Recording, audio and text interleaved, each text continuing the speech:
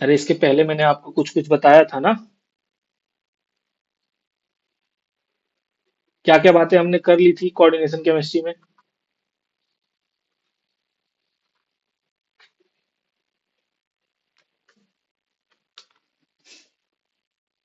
Coordination compound के। ठीक है।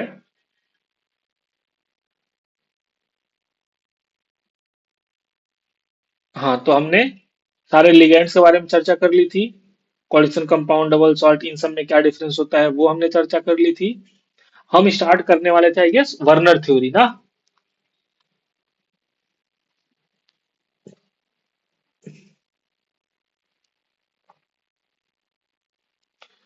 तो वर्नर थ्योरी बहुत इंटरेस्टिंग है।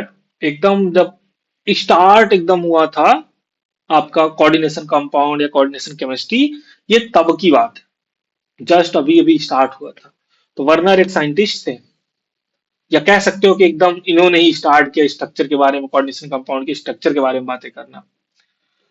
तो ये साइंटिस्ट थे स्विस। तो इन्होंने कोबाल्ट के कुछ कॉम्प्लेक्स बनाए। कोबाल्ट क्लोराइड यूज करके, ट्राइक्लोराइड COCl3, अमोनिया के साथ अलग अलग कंपाउंड बनाए। और इनका लक अच्छा था कि इन्होंने जो जो कंपाउंड बनाए सब आइसोमर ही थे, और सबका सब स्टेबल थे, और दूसरे दूसरे कलर के थे। कलर शो करते थे। इसलिए जब आइसोमर दूसरा बनता था तो दूसरा कलर दिखा देता था। तो इनको पता चलता था कि ये दूसरा कंपाउंड है, तो सबको ये अलग अलग किए। तो उस बेसिस पे इन्होंने स्टार्टिंग में फिर कंपाउंड के बारे में बातें की, उनकी प्राइमरी सेकेंडरी वैलेंसी के बारे में बातें की, मेटल के ऑक्सीडेशन स्टेट, कोऑर्डिनेशन नंबर, इन सब चीजों के बारे में बातें की। सो स्टार्टिंग था। सो वर्नर थ्योरी जो होता है, क्या बताते हैं हमें? It tells about,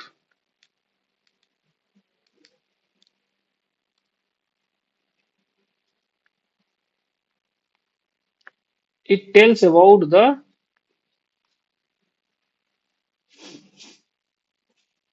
geometry. Geometry, या कह सकते हो सिंपल आपको ना, स्टार्टिंग फेज बताता है कि जो आपका कंपाउंड या कॉम्प्लेक्स बन रहा है वो सेम टाइप के नहीं है। एक टेल्स की जगह पे ये कह सकते हैं talks about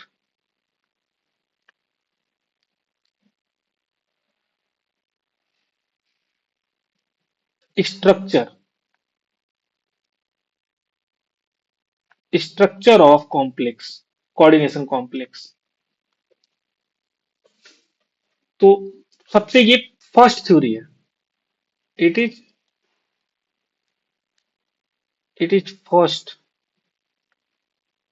theory regarding regarding coordination complex.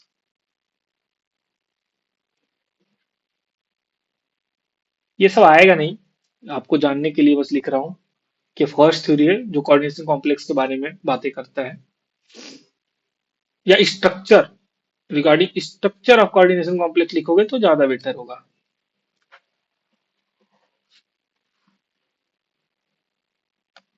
Regarding structure of coordination complex. क्या किया था उन्होंने? उन्होंने ऐसा किया ना कि COCl3 लिया,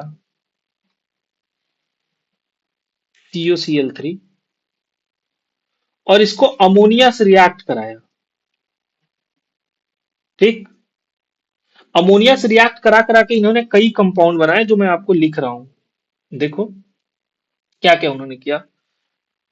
पहला जो कंपाउंड बनाया वो बनाया COCl3.6NH3।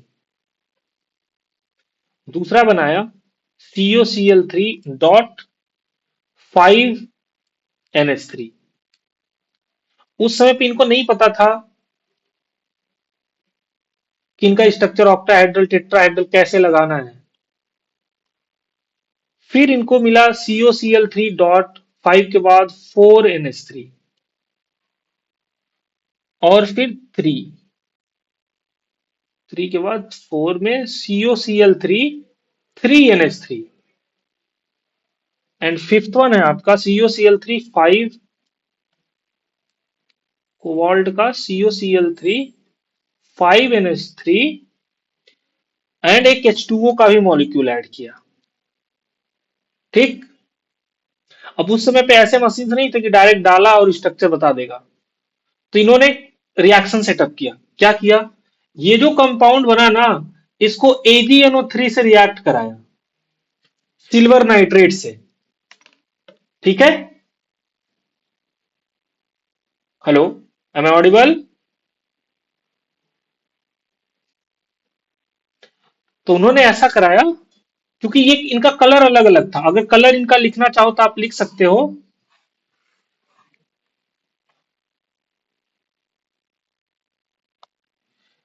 देखो, इसका कलर था येलो,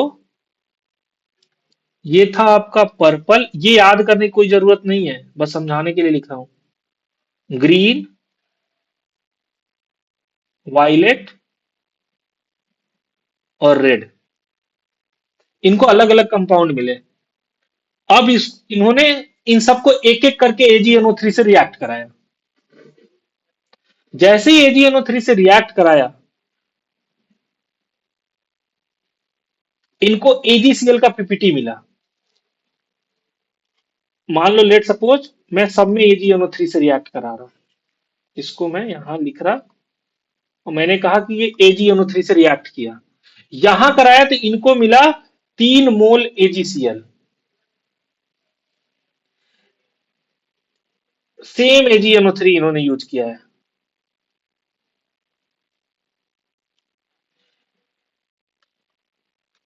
यहां पे कराया तो इनको मिला है 2 मोल AgCl। 2 मोल AgCl। यहां इन्होंने कराया तो 1 मोल AgCl। यहां पे जीरो, यहां पे कुछ नहीं मिला। और इधर कराया तो अगेन मिला इनको 3 मोल AgCl। ठीक है? अब देखो, इससे इन्होंने कौन किया। यहां क्वेश्चन कैसे आता है आपके एग्जाम में? आपके एग्जाम में आता ऐसे है कि वो देते हैं ऐसे फॉर्मूला कि COCl3 6NH3 को हमने AgNO3 से रिएक्ट कराया, उससे 3 मोल AgCl मिला। बताओ कंपाउंड का मॉलिक्यूलर स्ट्रक्चर क्या होगा? कोऑर्डिनेशन कॉम्प्लेक्स का मॉलिक्यूलर स्ट्रक्चर लिखो। या मॉलिक्यूलर स्ट्रक्चर दे देंगे और फिर आपसे पूछेंगे कितने मोल AgCl3 मिलेगा। क्या आपको समझ में आया? या तो number of mole of AgCl आपको दिया जाएगा और पूछा जाएगा मॉलिक्यूलर स्ट्रक्चर बताओ, जो कि ये नहीं है। ये पूरा एक स्ट्रक्चर में क्या क्या अवेलेबल है बस वो है, कौन कहां लगा है ये नहीं है इसमें। या आपको ऐसा दिया जाएगा कि स्ट्रक्चर देके पूछा जाएगा कि बताओ AgCl कितने प्रेसिपिटेट के कितने मोल बनेंगे। कैसे निकालते हैं वो देखो। याद रखना, नोट डाल के लिख लो कि जो कोबाल्ट होता है वो mostly hexa coordinate octahedral complex बनाता है। Cobalt mostly formed octahedral complex. ऐसा नहीं कि टेट्रा नहीं बनाता, पर मोस्टली ऑक्टाहेड्रल बनाता है। ऑक्टाहेड्रल कॉम्प्लेक्स तो होगा ये कि जो पहला है ना COCl3 6NH3, वो पहला कुछ ऐसे है, CONH3 का होल 6 एंड तीनों क्लोरीन बाहर है। ठीक है? अब देखो, यहां पे ये एक ऑक्टाहेड्रल कॉम्प्लेक्स हो गया। ये जो बाहर वाले हैं ना, बस यही जाते हैं प्रेसिपिटेट बनाने, क्योंकि ये Cl- के रूप में है। यहां पे 3 पॉजिटिव आएगा, इसके लिए 3 Cl- यहां लगे हुए हैं, इसको बैलेंस करने के लिए, न्यूट्रलाइज करने के लिए। तो जो 3 Cl- बाहर है इस कोऑर्डिनेशन स्फीयर के, बस वही जाएंगे प्रेसिपिटेट बनाने। क्या आपको यह समझ में आया? जब आप AgNO3 से रिएक्ट कराओगे तो यहां 3 मोल AgCl मिलेंगे। सेम जब दूसरे को कराओ, दूसरा क्या आपको है? COCl3 4NH3। तो यहां पे फिर से देखो, ऑक्टाहेड्रली बनेगा, हेक्सा कोऑर्डिनेटेड। अब की बार 4NH3 अंदर आएगा, NH3, चार के चारों अंदर, और 2 क्लोरीन। ये 5 है ना, सॉरी, 5 NH3 है ना 6 के बाद। तो पहले इसको 5 लिख लो। अब एक क्लोरीन चाहिए हेक्सा कोऑर्डिनेटर बनाने के लिए, तो 2 क्लोरीन बाहर चला जाएगा। क्या ये आपको समझ में आया? ऑक्टाहेड्रल कॉम्प्लेक्स के लिए एक क्लोरीन अंदर गया तो। अब इसका अगर AgNO3 से रिएक्शन कराओगे, इसका आप अगर AgNO3 से रिएक्शन कराओगे, तो अब आपको 2 क्लोरीन बाहर है, तो 2 मोल AgCl मिलेगा। ठीक है। कभी भी, अगर आपको याद हो तो डबल सॉल्ट और कोऑर्डिनेशन कॉम्प्लेक्स में यही अंतर था कि जो कोऑर्डिनेशन स्फीयर के अंदर आयन है उसका टेस्ट पॉजिटिव कभी नहीं आएगा। अगर यहां से मैं क्लोरीन गायब कर दूं, तो क्लोरीन का टेस्ट करने पे ये क्लोरीन बाहर नहीं आएगा, हमेशा ये जो कटायन एक स्फीयर आएगा बस इसका टेस्ट मिलेगा। क्लोरीन आयन का टेस्ट नहीं मिलेगा, कभी भी क्लोरीन बाहर नहीं जाएगा। अगर क्लोरीन बाहर चला गया तो कोऑर्डिनेशन कॉम्प्लेक्स ही नहीं है, तब ये डबल सॉल्ट हो जाएगा। समझ में आ रहा है? कभी भी कोई भी आयन इस ब्रैकेट के बाहर नहीं जाएगा। कोई पूछे कोबाल्ट 3 प्लस का क्या कोई टेस्ट हम करना चाहें तो कर सकते हैं, तो नहीं, कोबाल्ट 3 प्लस का ये टेस्ट नहीं देगा। ये कोबाल्ट NH3 होल 6 और इस आयन पे 3 प्लस इसका टेस्ट देगा। समझ में आ गया? फिर थर्ड है आपका ये COCl3 4NH3। बताओ अगर इसका हम कराएंगे तो कितना AgNO3 से रिएक्ट करना पे कितने मोल AgCl मिलेंगे? क्योंकि 4NH3 है, तो 2 क्लोरीन को अंदर रहना पड़ेगा ऑक्टाहेड्रल कॉम्प्लेक्स बनाने के लिए, हेक्सा कोऑर्डिनेटेड कॉम्प्लेक्स। तो एक Cl केवल बाहर जाएगा। इसलिए जब AgNO3 से रिएक्शन कराओगे, तो आपको केवल 1 मोल AgCl मिलेगा, क्योंकि जो बाहर है बस वही प्रेसिपिटेट बनाएगा। ये AgCl जितने ये सब प्रेसिपिटेट बन रहा, तो इसको ऐसे नीचे की तरफ तीर दिखा के दिखा सकते हो। ठीक है। फिर फोर्थ है आपका COCl3 3NH3। CO और जितने NH3 तीन थे तो तीन अंदर। हेक्सा कोऑर्डिनेट बनाने के लिए जो तीन के तीनों क्लोरीन को अंदर ही रहना पड़ेगा, तब तीन तीन 6 लिगेंड होंगे। अब कोई क्लोरीन बाहर नहीं है, इसलिए अब AgNO3 से अगर रिएक्ट कराओगे तो आपको कुछ भी नहीं मिलेगा, जीरो। यहां देखो, जीरो था ना, वायलेट वाला कुछ नहीं दे रहा था। तो क्यों नहीं दे रहा था? क्योंकि कोई क्लोरीन बाहर है ही नहीं है GNO3 से रिएक्ट करने को, इसलिए कोई पीपीटी नहीं बनेगा। सेम फिफ्थ वन क्या है आपका? COCl3 5NH3H2O। COCl3 5NH3, तो एक NH3 को बाहर, ये सॉरी 5NH3 अंदर किया और H2O आ गया, तो H2O भी अंदर आ गया और तीन के तीनों क्लोरीन फिर बाहर चले गए। अब फिर से अगर AgNO3 से रिएक्ट कराओगे, तो तीनों क्लोरीन 3 AgCl बना लेंगे, तो 3 मोल देखो AgCl बना है, 3 मोल AgCl आपको मिलेगा। क्या आपको समझ में आ गया कि अगर ये कॉम्प्लेक्स ऐसे दे देगा, ऐसे देगा, पूछेगा AgNO3 से रिएक्ट कराने पे कितने मोल AgCl के प्रेसिपिटेट बनेंगे, तो बता लोगे? तो ये दे, या आपको ऐसा करके दे, आपको बस समझना है कि सारे अमोनिया को अंदर करना है और 6 करने के लिए कितने क्लोरीन अंदर चाहिए। 4NH3 हो गया तो 2 क्लोरीन चाहिए, तो 2 अंदर गया, एक केवल बाहर रहेगा कोऑर्डिनेशन स्फीयर के, इसलिए 1 मोल AgCl। 5 अमोनिया अंदर गया कोऑर्डिनेशन स्फीयर के, एक 2 क्लोरीन बाहर चला जाएगा, एक केवल अंदर रहेगा 6 करने के लिए, तो 2 क्लोरीन बाहर, 2 AgCl मिलेगा। यहाँ पे 3 NH3 बाहर गया 6 करने के लिए, तीनों क्लोरीन को अंदर हमें कोऑर्डिनेशन स्फीयर का रखना पड़ेगा, तो इसका मतलब कुछ भी बाहर नहीं है, 0 AgCl, कोई AgCl नहीं मिलेगा। क्या समझ में आया? ठीक है। अब इन जो प्रॉपर्टीज आई हैं इसको एक्सप्लेन करने के लिए उन्होंने कुछ नियम रूल दिए, तो वो लिख लो। वर्नर के पोस्टुलेट क्या है? तो Werner proposed, Werner proposed following postulate. Following postulates.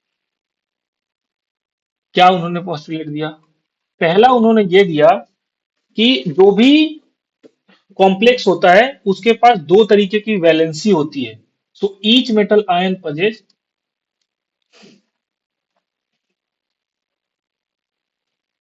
Each metal ion possess two type of valency, two type of valency. ये बहुत इंपॉर्टेंट चल रहा है, यहां से क्वेश्चंस आते हैं। कौन कौन सा? सो फर्स्ट है आपका primary valency. Primary valency, primary valency को हम प्रिंसिपल या आयनाइजेबल भी बोलते हैं। प्रिंसिपल वैलेंसी और आयनाइजेबल। आयनाइजेबल का मतलब है कि ये जो वैलेंसी है जितना आयनाइज होने की क्षमता है वही इसकी वैलेंसी होगी। लाइक कोबाल्ट 3+ में है तो उसका जो आयंस होंगे, काउंटर आयन, 3 काउंटर आयन आएंगे ना कोबाल्ट 3+ को न्यूट्रलाइज करने के लिए। अगर उसे आयनिक बनाओगे, यहाँ पे कोबाल्ट ये जो जितने हैं सबके लिए 3 3 क्लोरीन चाहिए ना। वो अंदर हो या बाहर हो, पर चाहिए तो 3 क्लोरीन ना उसको न्यूट्रलाइज करने के लिए। तो उसे वो चूंकि आयनाइजेबल है, उस बॉन्ड को ब्रेक किया जाता है। कोबाल्ट और क्लोरीन का जो बॉन्ड है उसे ब्रेक किया जा सकता है। इसको एक्चुअली ऐसे दिखाया जाता है, अभी मैं आपको प्राइमरी और सेकेंडरी वैलेंसी बना के दिखाता हूँ। प्राइमरी वैलेंसी एंड एक होता है सेकेंडरी वैलेंसी। सेकेंडरी वैलेंसी इसको बोलते हैं सब्सिडरी और नॉन आयनाइजेबल। सब्सिडरी और नॉन आयनाइजेबल। ठीक। जैसे मुझे अगर दिखाना हो इस कॉम्प्लेक्स का, ये वाला नहीं, जस्ट जो वर्नर ने दिया था ये वाला, इसका बताना हो, क्योंकि वर्नर ये नहीं बताए थे, वर्नर ने ये दिया था। उनको केवल ये ऑब्जर्वेशन हुआ था कि इससे हमें ये मिल रहा है। तो COCl3 6NH3 का अगर लेट सपोज हमें कहें कि वर्नर स्ट्रक्चर बनाओ। वर्नर वर्नर स्ट्रक्चर किसका? COCl3.6NH3, इसका पूछा जाए तो हम कैसे बनाएंगे? हम बनाएंगे CO, एक NH3, दो NH3, 3 NH3, 4 NH3, 5 NH3, 6 NH3।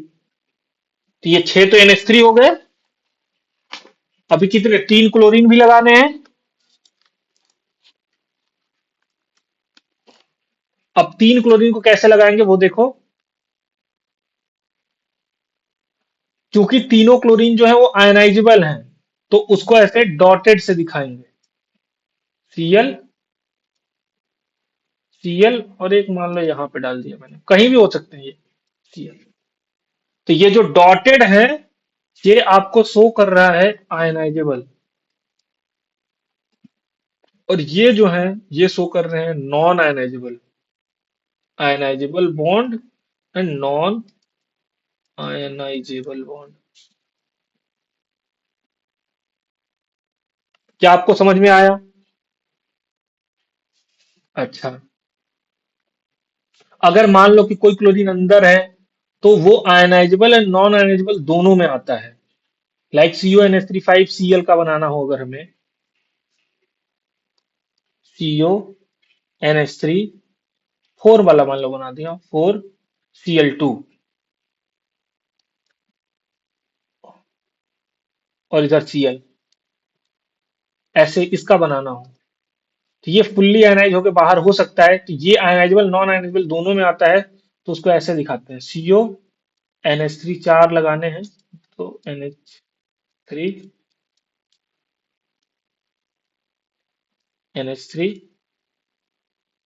NH3 और बीच बीच में उसको डाल दो। एक फुल्ली आयनाइजेबल है तो उसको केवल डॉटेड से दिखाएंगे। दो ऐसे हैं कि जो आयनाइजेबल नॉन आयनाइजेबल दोनों में आएंगे, क्योंकि ये अंदर हैं तो उनको हम टेस्ट नहीं कर सकते, इसलिए ये भी दिखाएंगे और ऐसे भी दिखाएंगे।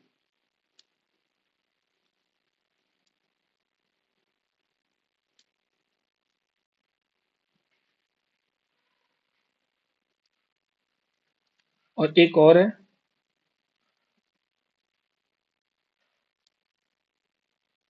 क्या आपको समझ में आया? तो अभी भी आयनाइजेबल जो होंगे वो 3 बॉन्ड है।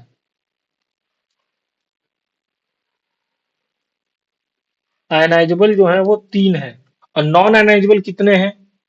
तो ये नॉन आयनाइजेबल में भी है ना, एक दो, तो 4 ये और 2 ये, तो नॉन आयनाइजेबल में 6 बॉन्ड है। क्या आपको समझ में आया? यहां पे ये तीनों जो थे केवल डॉटेड, ये तो आयनाइजेबल नहीं थे।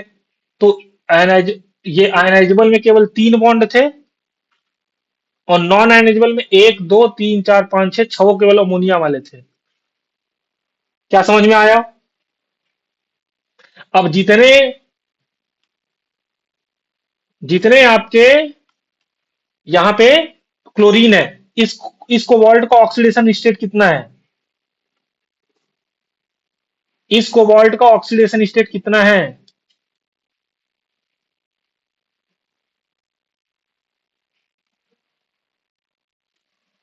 +3 में है। ये भी +3 में है। तो दोनों अगर +3 में है, और देख रहे हो आयनाइजेबल बॉन्ड भी 3 है, तो जितने आयनाइजेबल बॉन्ड होते हैं ऑक्सीडेशन स्टेट उतना ही होता है। ठीक है। अच्छा, अब यहीं से आपसे पूछा जाता है कि प्राइमरी वैलेंसी और सेकेंडरी वैलेंसी कितनी है। तो जो ऑक्सीडेशन स्टेट आता है, आयनाइजेबल बॉन्ड है, वही वही प्राइमरी वैलेंसी है। और सेकेंडरी वैलेंसी का मतलब जो नॉन आयनाइजेबल बॉन्ड है। नॉन आयनाइजेबल का मतलब सेकेंडरी वैलेंसी। क्या समझ में आया? आयनाइजेबल का मतलब है प्राइमरी वैलेंसी।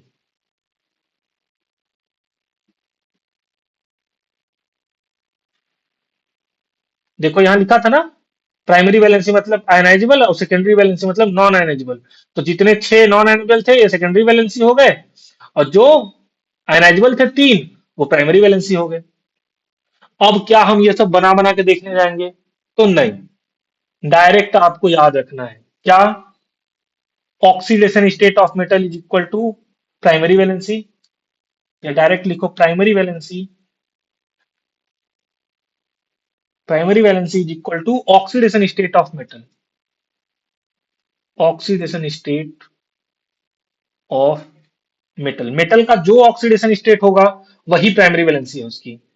सेकेंडरी वैलेंसी आपसे यही पूछा जाता है, कॉम्प्लेक्स देगा, पूछेगा प्राइमरी और सेकेंडरी वैलेंसी बताओ। So secondary valency is equal to coordination number.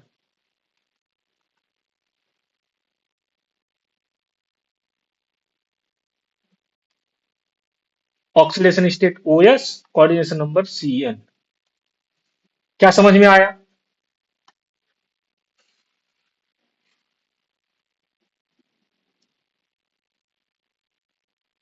देखो, इसका 2 क्लोरीन अंदर से, 4 2 6 कोऑर्डिनेशन नंबर था, वही आपका नॉन आयनाइजेबल में 6 आया है। तो यही आपका सेकेंडरी वैलेंसी है। तो आई होप आपको समझ में आ गया होगा कि प्राइमरी वैलेंसी और सेकेंडरी वैलेंसी किसे कहते हैं, कौन आयनाइजेबल होता है, कौन नॉन आयनाइजेबल होता है। तो अगर मैं स्टेटमेंट दूं कि primary valency depends on the oxidation state of metal, ये ट्रू है या फॉल्स है?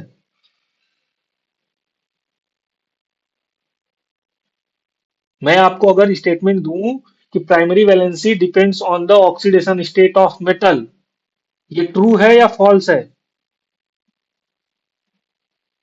बताओ।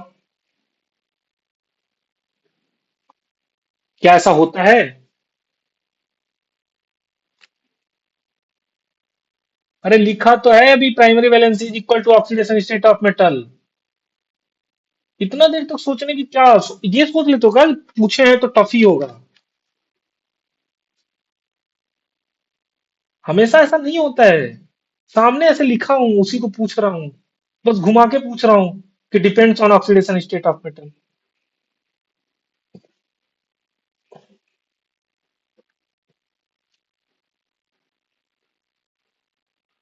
Primary valency depends on oxidation state of metal. Primary valency depends on oxidation state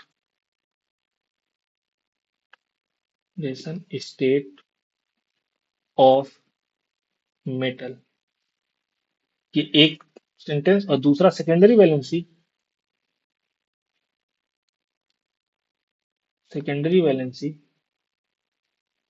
depends on coordination number of metal. Coordination number of metal. अगर पूछा जाए कि true और फॉल्स बताओ, तो दोनों ट्रू है. ये भी ट्रू है और ये भी ट्रू है. ठीक है. जितना उस कोऑर्डिनेशन नंबर होगा वही उसका सेकेंडरी वैलेंसी होगा. जितना ऑक्सीडेशन स्टेट होगा वही उसकी प्राइमरी वैलेंसी होगी.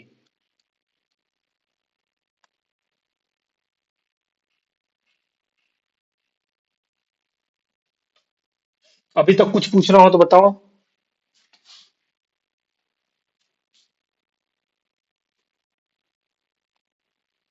ठीक है, तो मुझे ये बताओ जल्दी जल्दी.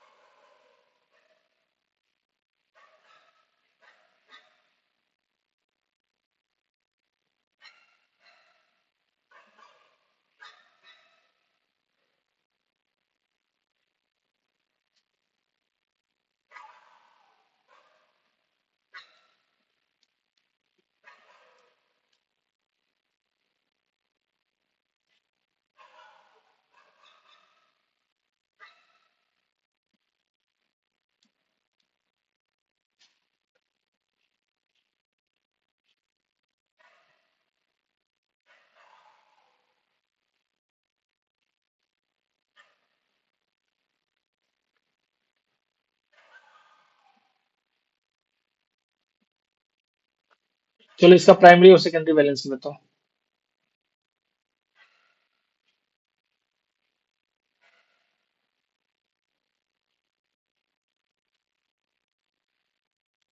थोड़ा जल्दी जल्दी करना. दोनों का बताओ.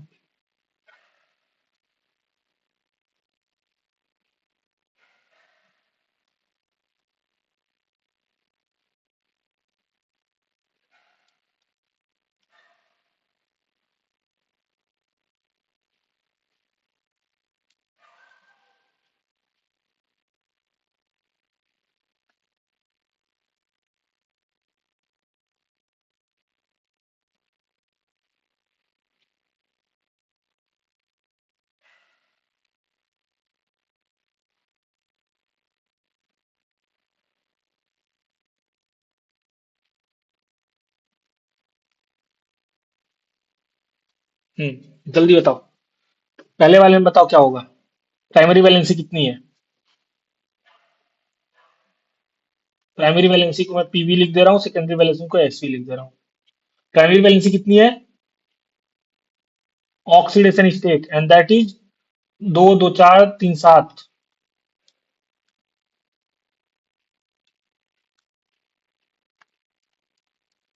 क्योंकि इसका कोऑर्डिनेशन नंबर के इक्वल होगा. And that is 6. 2 2 4 6.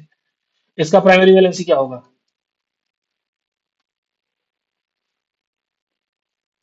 हाँ, दो पॉजिटिव बाहर है, एक सीएल नेगेटिव. हाँ, तो 3 होगा. सेकेंडरी वैलेंसी 5 6 लिगेंड है. 6. इसका प्राइमरी वैलेंसी +2 में है, क्योंकि 2 क्लोरीन का बाहर चला गया, 2 क्लोरीन को न्यूट्रल किया +2 से. सेकेंडरी वैलेंसी प्राइमरी वैलेंसी इसकी सीओ माइनस है तो सीओ न्यूट्रल होता है कार्बन मोनोऑक्साइड, सीएन नहीं है।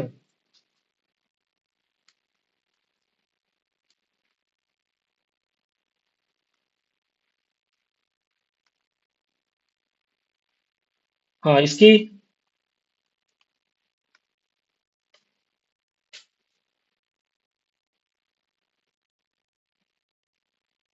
कितना होगा? हाँ तो यहाँ इस पे टू पॉजिटिव आएगा, सीओ जीरो, तो टू पॉजिटिव पूरा इसके पास चला गया। सेकेंडरी वैलेंसी 6 है तो 6। तो आई होप आप प्राइमरी सेकेंडरी वैलेंसी आप अच्छे से कर पाओगे। ठीक है, तो नेक्स्ट हम मूव कर रहे हैं आपके नेक्स्ट टॉपिक पे,